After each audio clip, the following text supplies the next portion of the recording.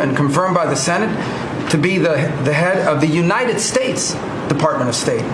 Not the World Department of State, not the Global Department of State, the United States Department of State. And what that means is our foreign policy is guided by three things. Does it make America stronger? Does it make America safer? And does it make America richer? If something doesn't do one of those three things, and hopefully all three of those things, we're not doing it. Now, we went out and hired a consulting firm to help us organize ourselves. Luckily, they were free. They're called the Department of Government Efficiency. And they helped us do a couple things. Number one is our foreign aid. We were funding some crazy stuff. Crazy stuff.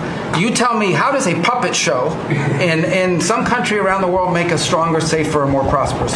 So we got rid of puppet shows and a bunch of other things. I'm sure there were very good puppet shows, and I'm sure that a bunch of charities in the world can go pay for it, but the American taxpayer should not.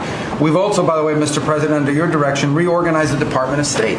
We had offices within offices within offices that didn't even know they existed themselves, not to mention the rest of it. And so we've begun to reorganize that as a way to be able to empower our embassies and our ambassadors and our regional bureaus to do what many of them signed up to do. We have a great team of ambassadors you've appointed. They're coming online every single day. Very talented people. Very talented people that are involved.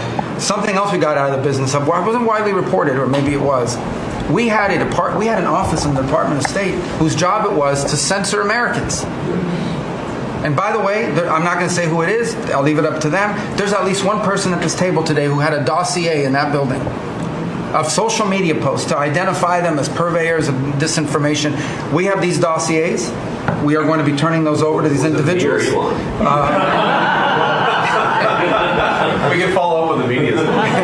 Well, we are going to turn over these dossiers to the individuals, and they'll decide whether they want to disclose it or not. But just think about the Department of State of the United States had set up an office to monitor the social media posts and commentary of American citizens to identify them as vectors of disinformation, when we know that the best way to combat disinformation is freedom of speech and transparency.